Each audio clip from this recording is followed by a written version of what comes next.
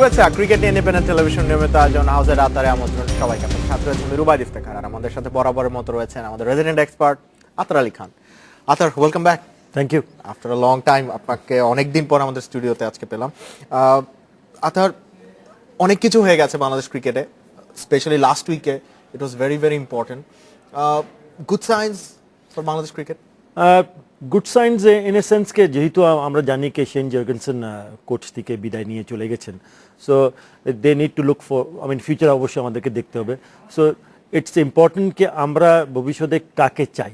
অনেকজনের নাম শোনা যাচ্ছে, উইল ডিসকাস দিস। ভবিষ্যতে বাংলাদেশ টিমের কোচ, তার সাথে বাংলাদেশের ভবিষ্যৎটা কি, বিকজ আমরা জানি কি জুন মাসে তিনটা ওয়ানডে আছে ইন্ডিয়ার সাথে, plus a very big tour, সেটা হচ্ছে অগস্টে সেপ্টেম্বরে ওয়েস্ট ইন্ডিজের জন্য।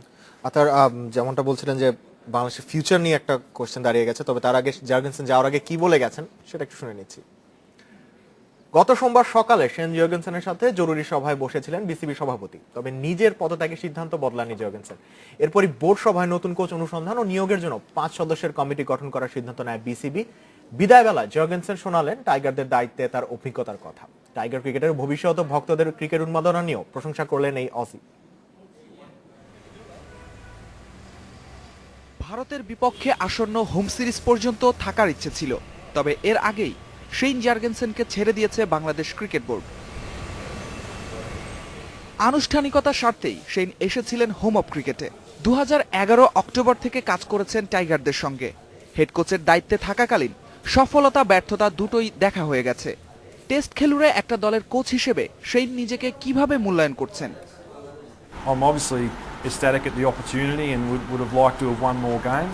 পরিসংখ্যানের দিক থেকে যদি বলি, আরো কিছু ম্যাচ জিততে পারলে ভালো হতো। বলেছি তো, তরুণ একটা দল নিয়ে কাজ করেছি আমি, যারা পরবর্তী 5-6 বছরে অনেক পরিণত ক্রিকেট খেলবে। 27 থেকে 32, ফিটনেস, দক্ষতা আর মানসিক দিক বিবেচনায় এটাই ক্রিকেটারদের সেরা সময়। আমার বিশ্বাস এই দল বছর 6-এর মধ্যে আরো উপরের দিকে যাবে। And your mental strength all comes together at once, and that's probably between the ages of 27 and 32. নতুন কোচের সন্ধানে বিসিবি। গণমাধ্যমে যাদেরকে নিয়ে গুঞ্জন চলছে তাদের বিষয়ে অবশ্য কোনো মন্তব্য করেননি জার্গেনসন। তবে টাইগারদের সাবেক গুরুর মতে দায়িত্বটা হবে অবশ্যই চ্যালেঞ্জিং।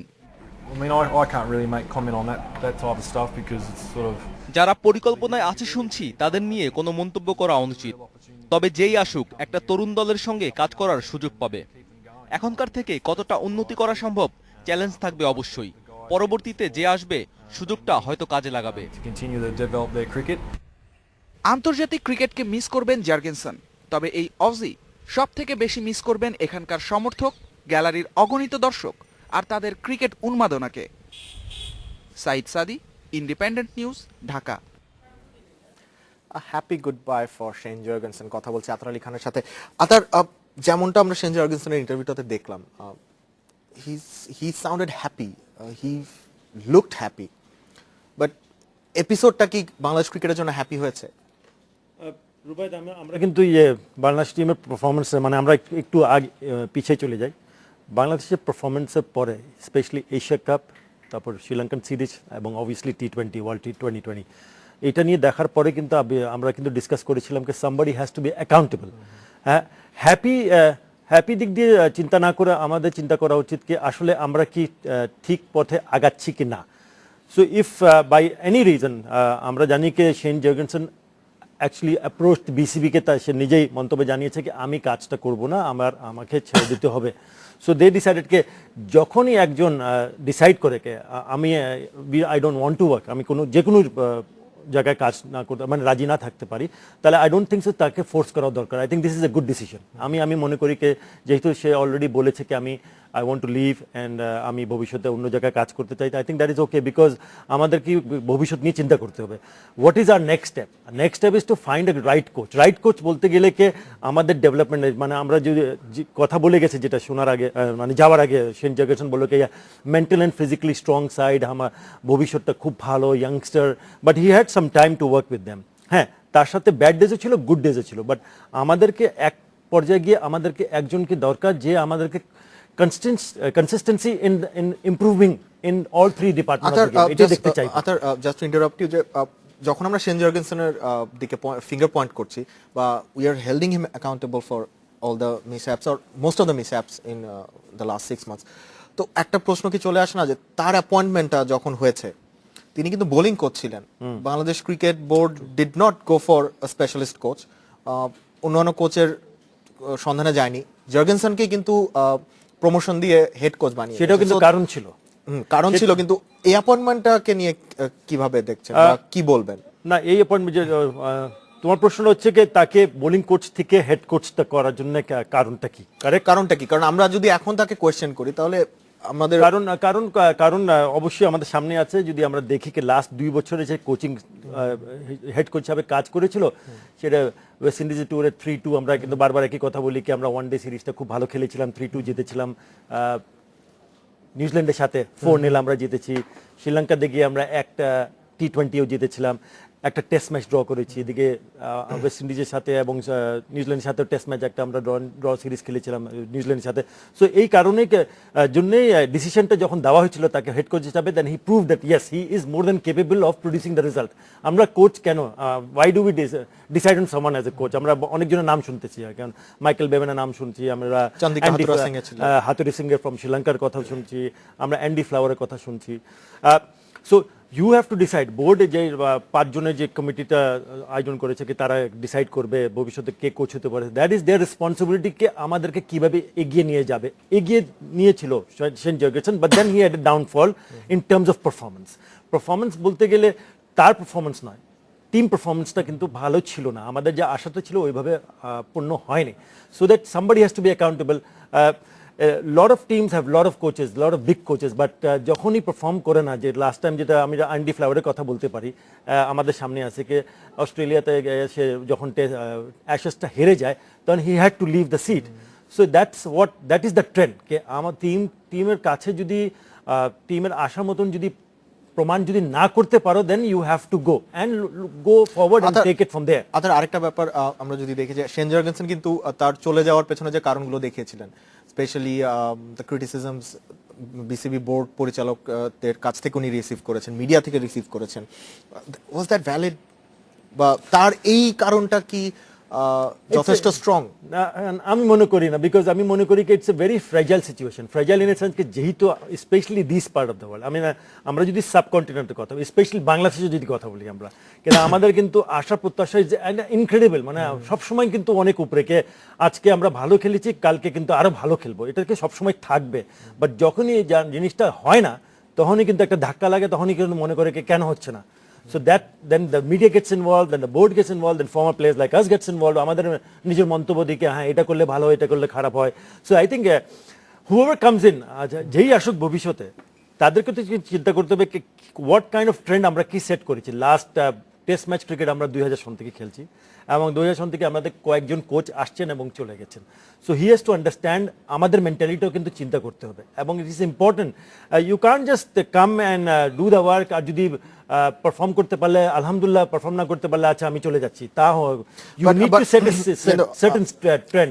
আদার ট্রেন্ড সেটিং এর কথা হচ্ছে, ক্রিটিসিজম নেওয়ার কথা হচ্ছে, কিন্তু আমরা যদি বিসিবির রেকর্ডটা দেখি বা বাংলাদেশ ক্রিকেটের রেকর্ডটা দেখি, রিগার্ডিং কোচেস রেকর্ডটা কিন্তু একেবারেই ভালো না। মাত্র 2 জন তাদের ফুল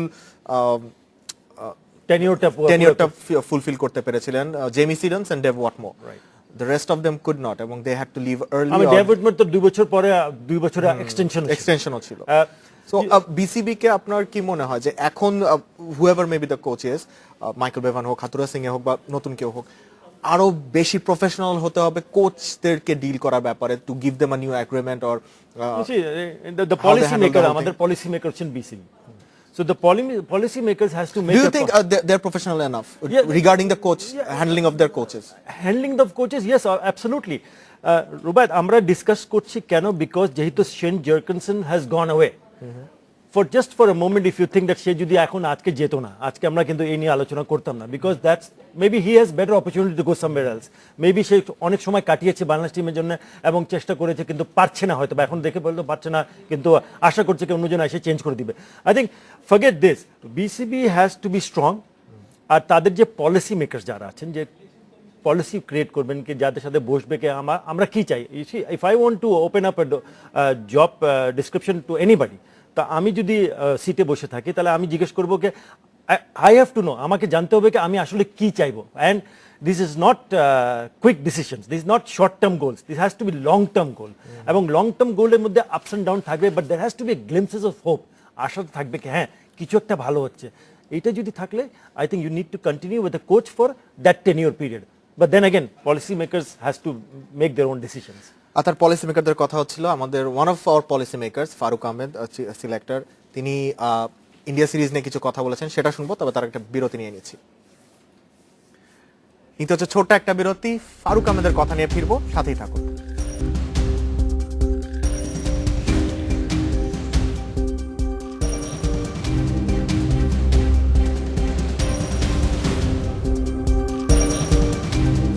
স্বাগত আর একবার হাউজের আতার, আপনাদের সাথে রয়েছেন Rubai Iftekhar.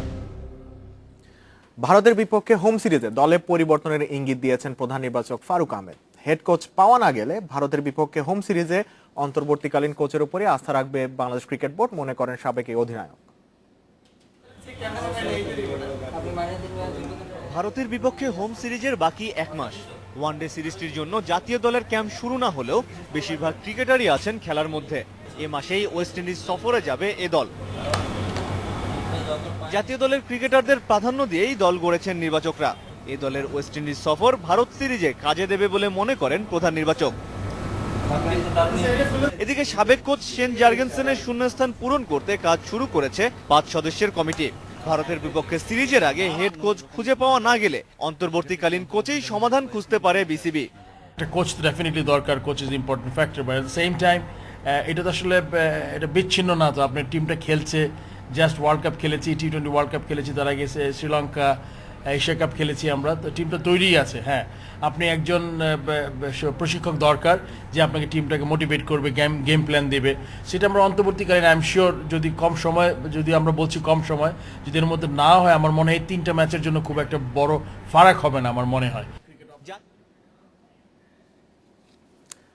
Very pragmatic sounding Faruque Ahmed, as always কথা বলছে আতার আলী খানের সাথে। আতার, ফারুক আহমেদ যে কথাটা বললেন যে আসলে it won't make much of a difference for 3 one dayers only, কিন্তু প্রবলেমটা কিন্তু আরো ডিপ। সো বাংলাদেশ যদি এখন যে অবস্থায় আছে, একটা ইমিডিয়েটলি কোন একটা হেড কোচ ইন্টারন্যাশনাল খুঁজে না পায়, লোকাল যারা ট্যালেন্টস আছেন, কোচ আপকামিং ইয়াং অ্যান্ড অথবা টেস্টেড কোচ আছেন, তাদের উপরে বিসিবি ভরসা করতে পারে? রুবায়ত, 3টা ওয়ানডে ইন্টারন্যাশনাল কোচ দরকার, দ্যাট ইজ কোনো সন্দেহই নাই। বাট এত তাড়াতাড়ি কোনো কোচের সাথে ইন্টারভিউ করার পরে দেয়ার আর লট অফ কন্ডিশনস, তারও কিছু চাওয়া আছে, পাওয়া আছে, আমাদের কাছে কিছু চাওয়া পাওয়া আছে। এত তাড়াতাড়ি কি সাইন করতে পারবি কি পারবি না, আই ডোন্ট নো। পারলে ফ্যান্টাস্টিক, না পারলে কিন্তু আমাদেরকে দেখতে হবে কি আমার সেকেন্ড অপশনটা কি আছে। What is your second option? Second option হচ্ছে আমরা লোকাল কোচ যারা আছেন, যারা ফর্মার টেস্ট প্লেয়ার, যারা কোচিং করাচ্ছেন এখন, খালিদ মাসুদ পাইলট রাজশাহীকে কয়েকবার চ্যাম্পিয়ন করেছে, Aminul Islam Bulbul working for ACC, he is working as a coach for a long time, Khaled Mahmud Sujon director, former captain, Jamie সিডেনের সাথে অ্যাসিস্ট্যান্ট কোচ হিসাবে কাজ করেছে। সো দে মাইট, আমি জানি না তারা ওভাবে দেখবেন কি না। আমি মনে করি কি যেহেতু আমরা যদি অ্যাপয়েন্ট না করতে পারি, কোনো কারণে যদি আমরা হেড কোচকে না পেতে পারি এত শর্ট টাইমের মধ্যে, then they have to look towards them. Sarwar Imran Bangladesh টিমের সাথে, একাডেমি টিমের সাথে অনেক দিন ফার্স্ট টেস্ট ম্যাচে কোচ ছিলেন, right? So you know there are possibilities, option, এবং সেটা নিয়ে চিন্তা করলে কোনো সমস্যা নাই। আমি সবসময় মনে করি কি head coach will be a very high profile coach, no, from any part of the world, apart from the আমাদের দেশ থেকে, অন্য দেশ থেকে আসবে। বাট আমি সবসময় মনে করি দের has to be an added flavour, local flavour বলা একটা কথা আছে যে আমি মনে করি কি যদি হেড কোচ বিদেশি থাকে আর সাথে তার সাথে কিছু ডান পাশে আর বাম পাশে লোকাল একটা কোচ, অ্যাসিস্ট্যান্ট কোচ হিসাবে থাকতে পারলে আমি মনে করি আমাদের ছেলেদের জন্য একটা বিরাট একটা advantage. Why? Because if I go, আমি যদি ভবিষ্যতে, মানে ভবিষ্যৎ না, আমি ইন দ্য পাস্ট যেটা আমি ফার্স্ট ট্যুর করেছিলাম বাংলাদেশ টিম পক্ষে হয়েছে, সেটা হচ্ছে 86-তে আইসিসি ট্রফিতে। তো আমরা বিদেশে গিয়ে আমরা কিন্তু বিদেশি লোকজনের সাথে সামনে গেলে আমরা কিন্তু লজ্জা পেতাম কথা বলতে, মানে this is a very normal thing, আমার একটা ইনহিবিশন থাকে। ইয়া, এবং তার সাথে যদি আমি মনে করি কি একটা দেশীয় লোক থাকে এবং হঠাৎ করে মনে করি কি ভাই আপনি কে কোত্থেকে, বলে আমি বাংলাদেশে, আমি দেশ কোথায়, বলে ঢাকা, বলে তাই নাকি, আমি ময়মনসিংহে নাই, আমি বরিশালে নাই, আমি ঢাকায়। So there is a comfort zone আছে and I can open up very clearly.